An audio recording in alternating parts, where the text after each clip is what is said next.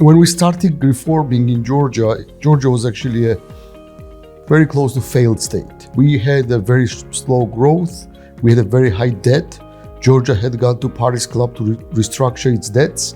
We were one of the most corrupt countries in the world, according to Transparency International, and the private sector was almost non-existent. We decided to have drastic reforms approach. First of all, fighting corruption. Second of all, identifying the private sector as a lead for the economic growth. And we tried to kind of all across the borders, try to simplify rules and regulations, try to attract best people to government through bonus system, and try to free up the private sector, give more freedom to the private sector and allow private sector to lead an economic growth as well as employment. This was our kind of strategy, this was our vision, how private sector could be a leader of the economic growth.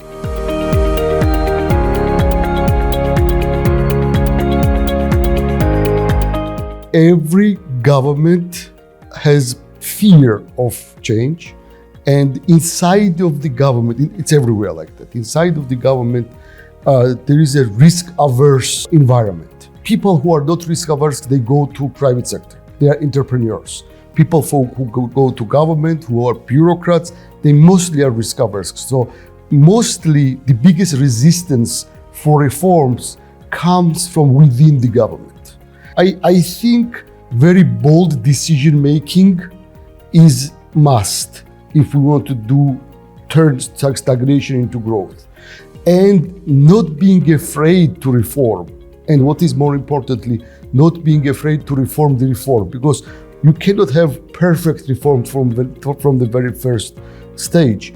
You need to understand, government need to understand that any reform will be incomplete and it needs to have some more adjustments need to be done afterwards.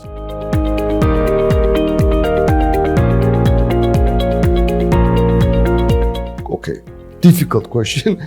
There are few areas where I see as needs to be reformed in order to create better business environment. One is definitely public services. How does government provide services to the private sector and to its citizens?